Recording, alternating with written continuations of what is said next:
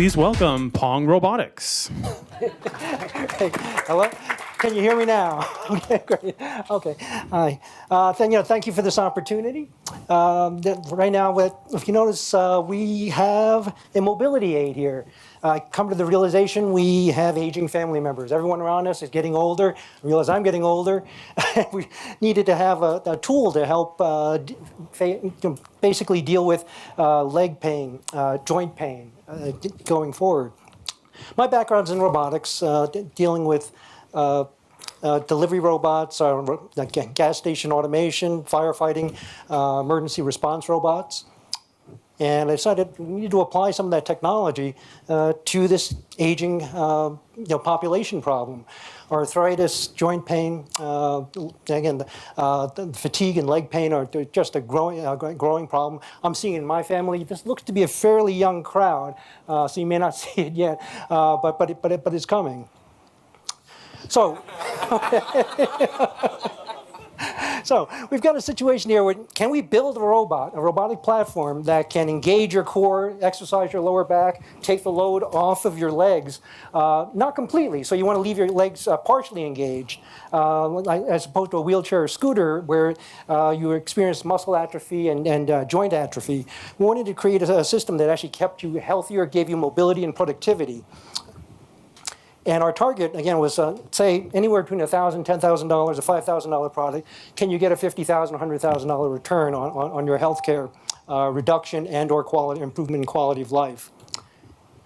We have here, kind of a test case. This is a fellow who had a neurological condition since childhood where he was very familiar with wheelchairs and scooters and the drawbacks of wheelchairs and scooters.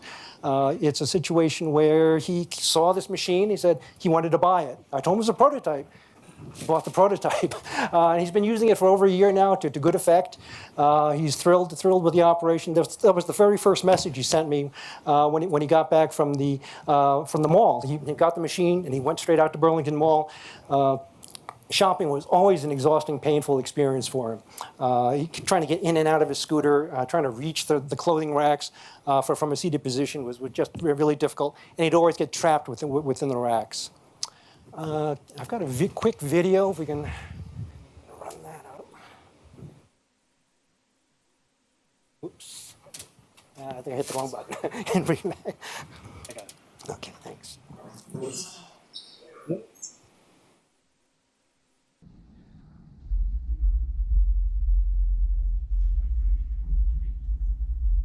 The machine does all the balancing, all the staying upright. I just sit on it and make it go. And I make it go the same way that you make yourself go when you walk. When you walk, you lean forward a little bit, you go off balance, one of your feet goes forward to keep you from falling, and away you go. This thing doesn't have feet, it has wheels. But it's the same process. Lean forward a little bit, and it begins to move. Sit up straight and it stops. Lean backwards a little bit, and it goes backwards.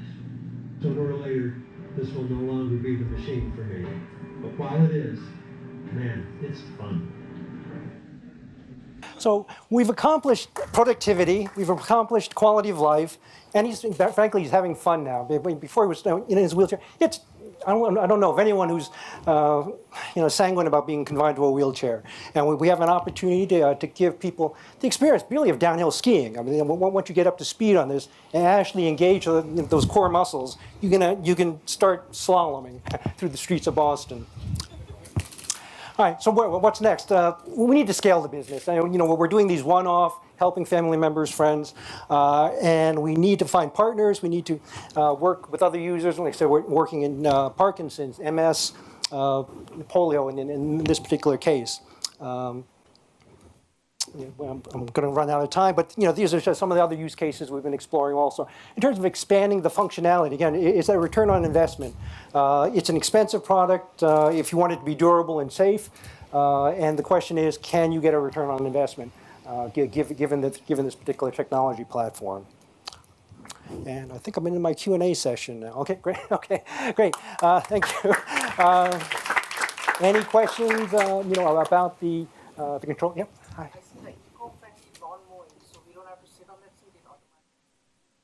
You know, you could, but I guess that there's that trade-off of, you know, do you want the actual benefit of actually exercising your core, and you know, yes, you could make this fully radio controlled or autonomous, but How expensive is this?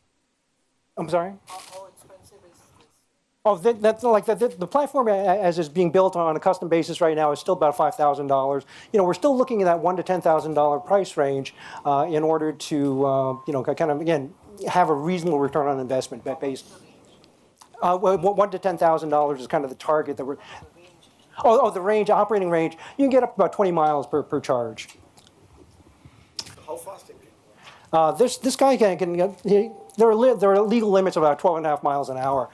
So again, you know, so it's one of those things where we've again, and you got a situation and that's plenty fast. I mean, when the wind's in your face, you hear the birds. I mean, be able to get out of the car and actually again you'd have to experience it to really get a sense. Can someone with paralyzed legs use it? You know, the question was, can anyone with paralyzed legs use it? And full paralysis becomes more challenging because then you have to have a lift mechanism in order to get you on the chair. We have talked to people with incomplete spinal cord injuries where there's weakness, but not complete paralysis. Like I said, the fellow on the video had paralysis on one leg, a paralysis in one arm, but still was quite effective using the system. What's the value on return on investment when compared to a scooter? Well, again, there's a certain level of subjectiveness to it because, again, your doctor has to make the assessment that, well, you know, if you can avoid, right now, if you use this machine, can you avoid that knee replacement surgery? If you can avoid that hip replacement surgery, can you actually rehabilitate, you know, those systems as opposed to having, you know, I said this, in fact, another good use case here was that he was looking at a prospect of needing extremely full-time care because his condition was deteriorating at a fairly rapid pace. He's been stabilized since using this machine. So again, you can run the numbers through and say, well, what's the cost of full-time care versus maintaining his independence and his quality of life you know, under that scenario?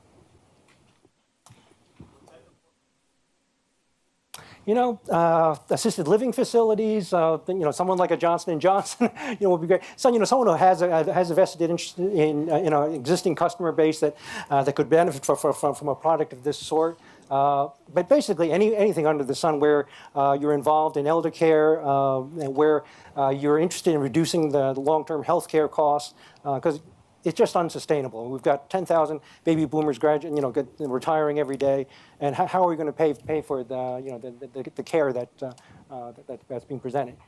How much does it cost for you to build these? Where is it?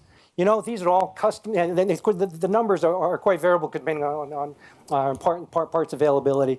But these are all being custom built right now because, again, we're looking at each case individually, whether if it's Parkinson's or whether it's you know, polio or MS, or again, spinal cord injury was another scenario. So it's really that's a little bit tough to, you know, we can, you know, if you're in that $1,000 to $10,000 price range, we can be profitable if we can get some volume scale.